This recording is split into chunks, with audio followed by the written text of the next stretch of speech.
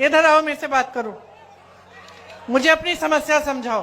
आओ, आ जाओ आ जाओ आ जाओ। अरे मार क्यों रहे इनको? इनसे कहिए आ जाओ आ जाओ आ जाओ। मैं बुला रही हूं, आने दीजिए, आने दीजिए इन्हें। आ जाओ बेटा।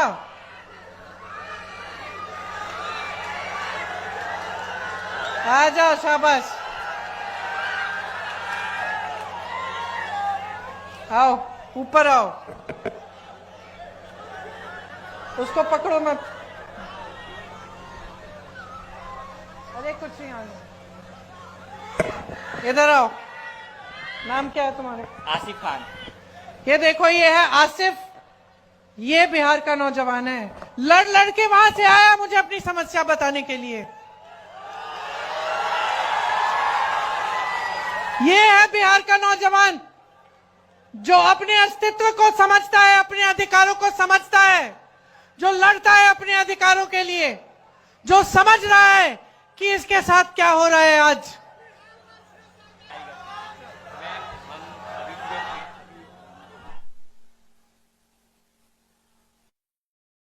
सुनिए, ये क्या बता रहे हैं मुझे कि इनके भाई ने नीट का एग्जाम दिया और उनके जैसे जो अभी एसएससी का एग्जाम, एसएससी का एग्जाम हुआ, उन्होंने काफी नौजवानों ने वो एग्जाम दिया और ये मुझे बता रहे हैं कि जिस तरह से रिजल्ट आ रहे हैं उससे दिख रहा है कि फिर से पेपर लीक हुआ है।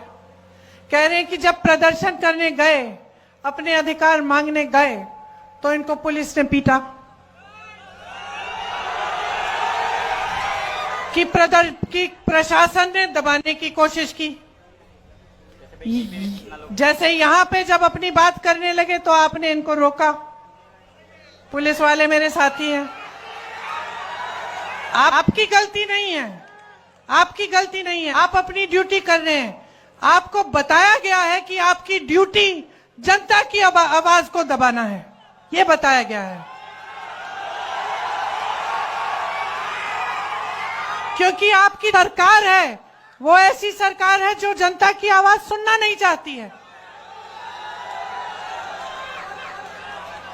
मैं आपको एक बात बताना चाहती हूं, मेरे बचपन की बात है। मेरे पिताजी प्रधानमंत्री थे, मैं उनके साथ अमेठी गई। अमेठी उनका संसदीय क्षेत्र था। बैठ जाइए आप। मैं उनके साथ अमेठी गई, छोटी सी थी, 10-12 साल की थी, पीछे पीछे चलती थी। हम एक गांव में गए और मैं अपने पिता से डरती थी क्योंकि मेरे पिताजी वो मतलब नियम के आधार पे चलते थे। हम कुछ गलत वलत करते तो खूब डांट खाते थे। पिताजी गांव के अंदर गए, मैं पीछे पीछे गई और एक महिला बड़ी जोर से उनको डांटने लग गई। मैं डर गई। मैंने सोचा ये महिला कैसे डांट रही है मेरे पिताजी को। अब आप सोचिए, मेरे पिताजी प्रधानमंत्री थे, गांव के अंदर गए, गांव की महिला ने उनको खूब डांटा कस के। क्यों? क्योंकि भैया तुम 7 महीने पहले आए थे, तुमने हमें कहा था कि यहां पे नल लगवाओगे। 7 महीने निकल गए हैं, तुम हमारे सांसद हो, तुम प्रधानमंत्री हो, अभी तक तुमने नल नहीं लगवाया। डांटा उन्होंने। तो मैंने सोचा, मैं छोटी सी थी, मैंने सोचा तो भैया अब तो पिताजी डांटेंगे, तो मैं और डर गई। पिताजी ने डांटा नहीं, डांटा नहीं, प्यार से बात किया, बोला बहन यहां आओ, समझाया कि इस नल को मैंने सैंक्शन कर लिया, इसमें समय लगता है, ये हो जाएगा, ये अगले 1-2 महीने में तुम्हारा नल लग जाएगा। जब हम गाड़ी में बैठे, मैंने पिताजी से पूछा कि पिताजी तुम्हें इस गांव की महिला ने बहुत डांटा, आपको गुस्सा नहीं लगा, गुस्सा नहीं चढ़ा? कहते बिल्कुल नहीं चढ़ा बेटी, क्योंकि ये मेरा कर्तव्य है और जब वो मुझे डांटती हैं तो वो सही करती हैं, उनका अधिकार है, मेरा कर्तव्य है उनके लिए काम करना, मैं उनका सेवक हूं। तो अगर सरकार, देखिए मैं अपने पिता की प्रशंसा नहीं करने के लिए यहां खड़ी हूं, मैं आपको एक बात बता रही हूं, साधारण बात, कि उस समय बड़े से बड़े नेताओं की क्या मानसिकता होती थी।